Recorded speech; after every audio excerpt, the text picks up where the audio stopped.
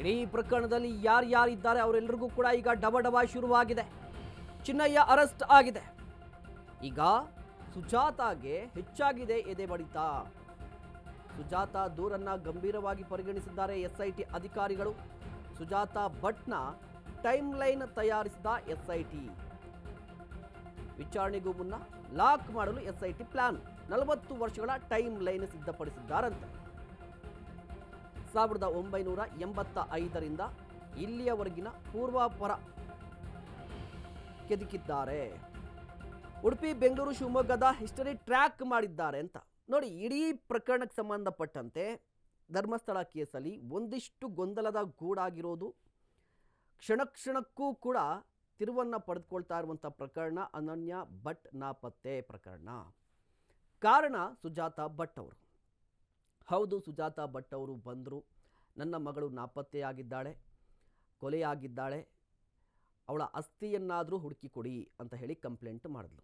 ಹೋಗಲಿ, ನಿಮ್ಮ ಮಗಳು ಅನ್ನೋದಕ್ಕೆ ಏನಾದರೂ ಸಾಕ್ಷಿ ಇದೆಯಾ ಅಂತ ಹೇಳಿದ್ರೆ ಇದೇ ಅಧಿಕಾರಿಗಳಿಗೆ ಮಾತ್ರ ಕೊಡ್ತೀನಿ ಅಂತ ಹೇಳಿದ್ರು. ಒಂದಿಷ್ಟು ಒತ್ತಡದಿಂದಾಗಿ ಒಂದು ಫೋಟೋವನ್ನು ರಿಲೀಸ್ ಮಾಡಿದ್ರು. ಗೊತ್ತಾಯಿತು ಆ ಫೋಟೋ ಕೂಡ ಫೇಕ್ ಅಂತ ಹೇಳಿ. ಇದಾದ ಬಳಿಕ ಮೊನ್ನೆ ಅಷ್ಟೇ ಸುಜಾತಾ ಭಟ್ ಉಲ್ಟಾ ಹೊಡೆದ್ರು.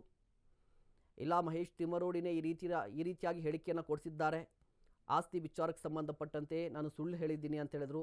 ಅದಾದ ಕೆಲವೇ ಕ್ಷಣಗಳಲ್ಲಿ ಇಲ್ಲ ನನ್ನನ್ನು ಕೂಡಿ ಹಾಕಿದ್ರು, ಬೆದರಿಕೆ ಹಾಕಿದ್ರು, ಅದಕ್ಕೆ ನಾನು ಆ ರೀತಿ ಹೇಳಬೇಕಾಯಿತು ಅಂತ ಇಡೀ ಕಂಪ್ಲೀಟ್ ಆಗಿ ಒಂದಿಷ್ಟು ಗೊಂದಲ ಉಂಟಾಗಿದೆ. ಬಟ್ ಎಸ್ಐಟಿ ಕೂಡ ತನಿಖೆ ನಡೆಸ್ತಾ ಇದೆ ಈ ಪ್ರಕರಣಕ್ಕೆ ಸಂಬಂಧಪಟ್ಟಂತೆ. ಎಸ್ಐಟಿ ಈಗಾಗಲೇ ಸುಜಾತಾ ಭಟ್ ಅವರಿಗೆ ಒಂದು ನೋಟಿಸನ್ನು ಕೊಟ್ಟಿದೆ. ಬಟ್ ನೋಟಿಸ್ ಕೊಟ್ಟಿದ್ರು, ಅವರು ನೋಟಿಸ್ಗೆ ಆನ್ಸರ್ ಮಾಡಿಲ್ಲ, ವಿಚಾರಣೆಗೂ ಹಾಜರಾಗಿಲ್ಲ. ಕಾರಣ ಏನು ಅಂತ ಹೇಳಿದ್ರೆ ಅವರಿಗೆ ಹೆಲ್ತ್ ಪ್ರಾಬ್ಲಮ್ ಇದೆಯಂತೆ, ಹೀಗಾಗಿ ಒಂದಿಷ್ಟು ಟೈಮ್ ತೆಗೆದುಕೊಂಡಿದ್ದಾರೆ. ಇನ್ನು ಇಡೀ ಪ್ರಕರಣವನ್ನ NIAಗೆ ಒಪ್ಪಿಸಬೇಕು. ಮೈಸೂರಲ್ಲಿ ಬಿಜೆಪಿ ಮಾಜಿ ಸಂಸದರಾಗಿರುವಂಥ ಪ್ರತಾಪ್ ಸಿಂಹ ಹೇಳಿಕೆ ಇದು. ಮಾಧ್ಯಮ ಮತ್ತು ಸೋಷಿಯಲ್ ಮೀಡಿಯಾದಲ್ಲಿ ಧರ್ಮಸ್ಥಳದ್ದೇ ಚರ್ಚೆ ಆಗ್ತಾ ಇದೆ. ಶೋಧದ ವೇಳೆ ಒಂದು ಕಡೆಯೂ ಕೂಡ ಸಣ್ಣ ಮೂಳೆ ಸಿಗಲಿಲ್ಲ, ಇದೆಲ್ಲ ವ್ಯವಸ್ಥಿತ ಪಿತೂರಿ ಅಂತ ಸ್ಪಷ್ಟವಾಗ್ತಾ ಇದೆ. ತಮಿಳುನಾಡು, ಕೇರಳ, ಹೈದರಾಬಾದ್ನವರು ಪ್ರತಿಭಟಿಸಿದ್ರು. ಮುಸ್ಲಿಮರಿಗೂ ಧರ್ಮಸ್ಥಳಕ್ಕೂ ಏನು ಸಂಬಂಧ? ಇದರ ಹಿಂದೆ ಯಾರಿದ್ದಾರೆ ಅಂತ ಗೊತ್ತಾಗಬೇಕು, ಹೀಗಾಗಿ NIA ತನಿಖೆಗೆ ವಹಿಸಬೇಕು ಅಂತ ಆಗ್ರಹಿಸಿದ್ದಾರೆ.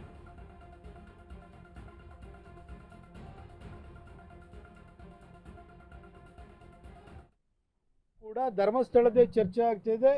ಒಂದು ರೀತಿ ಅಲ್ಲಿ ಒಂದೊಂದು ಪಾಯಿಂಟಲ್ಲೂ ಗುಂಡಿ ಆಗದಾಗಲೂ ಕೂಡ ಅದು ಲೈವ್ ಕವರೇಜ್ ನಡೀತಾ ಇದೆ.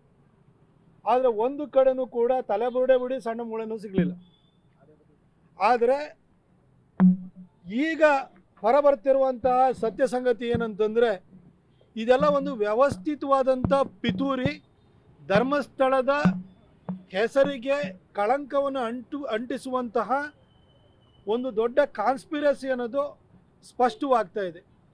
ಆ ಕಾನ್ಸ್ಪಿರಸಿಯ ಭಾಗವಾಗಿದ್ದಂಥವರು ಕೂಡ ಇವತ್ತು ನಮ್ಮನ್ನು ದುರ್ಬಳಕೆಯನ್ನು ಮಾಡ್ಕೊಂಡಿದ್ದಾರೆ, ಒತ್ತಾಯದಿಂದ ಹೇಳಿಕೆಯನ್ನು ಕೊಡಿಸಿದ್ದಾರೆ ಅಂತೇಳಿ ಅವರೇ ಬಂದು ಈಗ ಒಪ್ಕೊಳ್ತಾ ಇದ್ದಾರೆ.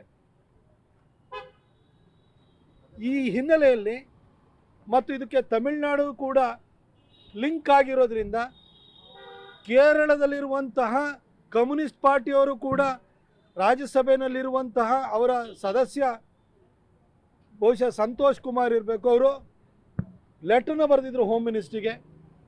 ಹೈದರಾಬಾದ್ನಲ್ಲಿ SDPIನವರು ಪ್ರೊಟೆಸ್ಟನ್ನು ಮಾಡಿದರು. ಅಲ್ ಜಜೀರಾ ಚಾನೆಲ್ನಲ್ಲಿ ಇದ್ರ ಬಗ್ಗೆ ವರದಿ ಪ್ರಕಟವಾಯಿತು. ಇದನ್ನೆಲ್ಲ ನೋಡಿದರೆ ಇದೊಂದು ದೊಡ್ಡ ಲಾರ್ಜರ್ ಕಾನ್ಸ್ಪಿರಸಿ ಇದೆ ಅನ್ನೋದು ಸ್ಪಷ್ಟವಾಗಿದೆ. ಹಾಗಾಗಿ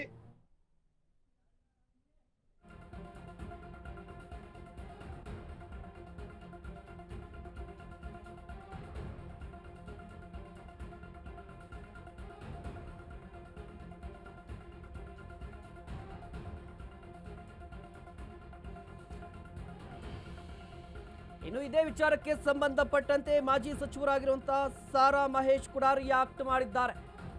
ಯಾರೋ ಬಂದು ದೂರು ಕೊಟ್ಟಾಗ ಮೊದಲು ಯೋಚನೆ ಮಾಡಬೇಕಿತ್ತು. ಸತ್ತಂತ ವ್ಯಕ್ತಿಯನ್ನ ಒಬ್ಬನೇ ಎತ್ಕೊಂಡು ಹೋಗಲು ಸಾಧ್ಯವಿಲ್ಲ. ಧರ್ಮಸ್ಥಳದ ವಿರುದ್ಧ ಷಡ್ಯಂತ್ರದಿಂದ ಆರೋಪ ಹೊರಿಸಲಾಗಿತ್ತು. ಎಷ್ಟೋ ಕಡೆ ಇದುವರೆಗೂ ಹೆಣ ಹೂಡಲು ಸ್ಮಶಾನಗಳೇ ಇಲ್ಲ. ಹಲವರು ತಮ್ಮ ಜಮೀನಿನಲ್ಲಿ ಅಂತ್ಯ ಸಂಸ್ಕಾರ ಮಾಡ್ತಾರೆ.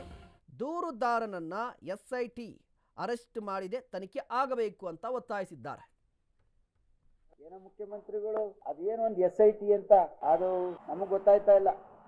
ಇದರಲ್ಲಿ ನಾವು ಮೇಲ್ನೋಟಕ್ಕೆ ದಕ್ಷತೆಯನ್ನು ಕೆಲಸ ಮಾಡಿದ್ದಾರೆ ಅಂತ ಅನ್ಕೋತೀವಿ. ಆದ್ರೆ ಇನ್ನೊಂದು ಕೇಸಲ್ಲಿ SIT ಏನ್ ಮಾಡ್ತು ಅನ್ನೋದು ನನಗೆ ಸ್ವತಃ ಅನುಭವ. ಅದಿರ್ಲಿ, ಇದನ್ನ ಖಂಡಿಸಿ ನಾಳೆ ಮಂಡ್ಯದಿಂದ ಮಾಜಿ ಸಚಿವರು, ಮಾಜಿ ಲೋಕಸಭಾ ಸದಸ್ಯರು ಪುಟ್ಟರಾಜು ಅವರು, ಅವ್ರ ಜೊತೆನಲ್ಲಿ 200 ಕಾರು ಭಕ್ತಾದಿಗಳು ಇಲ್ವಾಲ್ದಲ್ಲಿ ಬಂದು ಜಾಯಿನ್ ಆಯ್ತಾರೆ. ಇಲ್ಲಿ ನಮ್ಮ ಚಲುವೇಗೌಡರು, ಮಾಜಿ ಮಹಾಪೌರರುಗಳು, ನಗರ ಪಾಲಿಕಾ ಸದಸ್ಯರು, ಇದು ಪಕ್ಷಾತೀತ. ಆದ್ರೆ ಕುಮಾರಣ್ಣರವರು ಕೂಡ ಈ ವಿಚಾರವಾಗಿ ನೊಂದ್ಕೊಂಡಿದ್ದಾರೆ. ಏನೋ ಮುಖ್ಯಮಂತ್ರಿಗಳು ಅದೇನೋ ಒಂದು SIT ಅಂತ ಅದು ನಮಗೆ ಗೊತ್ತಾಯ್ತಾ ಇಲ್ಲ. ಇದರಲ್ಲಿ ನಾವು ಮೇಲ್ನೋಟಕ್ಕೆ ದಕ್ಷತೆಯನ್ನು ಕೆಲಸ ಮಾಡಿದ್ದಾರೆ ಅಂತ ಅನ್ಕೋತೀವಿ. ಆದ್ರೆ ಇನ್ನೊಂದು ಕೇಸಲ್ಲಿ SIT ಏನ್ ಮಾಡ್ತು ಅನ್ನೋದು ನನಗೆ ಸ್ವತಃ ಅನುಭವ. ಅದಿರ್ಲಿ, ಇದನ್ನ ಖಂಡಿಸಿ ನಾಳೆ ಮಂಡ್ಯದಿಂದ ಮಾಜಿ ಸಚಿವರು, ಮಾಜಿ ಲೋಕಸಭಾ ಸದಸ್ಯರು ಪುಟ್ಟರಾಜು ಅವರು, ಅವ್ರ ಜೊತೆನಲ್ಲಿ 200 ಕಾರು ಭಕ್ತಾದಿಗಳು ಇಲ್ವಾಲ್ದಲ್ಲಿ ಬಂದು ಜಾಯಿನ್ ಆಯ್ತಾರೆ. ಇಲ್ಲಿ ನಮ್ಮ ಚಲುವೇಗೌಡರು, ಮಾಜಿ ಮಹಾಪೌರರುಗಳು, ನಗರ ಪಾಲಿಕಾ ಸದಸ್ಯರು, ಇದು ಪಕ್ಷಾತೀತ. ಆದ್ರೆ ಕುಮಾರಣ್ಣರವರು ಕೂಡ ಈ ವಿಚಾರವಾಗಿ ನೊಂದ್ಕೊಂಡಿದ್ದಾರೆ. ಏನೋ ಮುಖ್ಯಮಂತ್ರಿಗಳು ಅದೇನೋ ಒಂದು SIT ಅಂತ ಅದು ನಮಗೆ ಗೊತ್ತಾಯ್ತಾ ಇಲ್ಲ. ಇದರಲ್ಲಿ ನಾವು ಮೇಲ್ನೋಟಕ್ಕೆ ದಕ್ಷತೆಯನ್ನು ಕೆಲಸ ಮಾಡಿದ್ದಾರೆ ಅಂತ ಅನ್ಕೋತೀವಿ.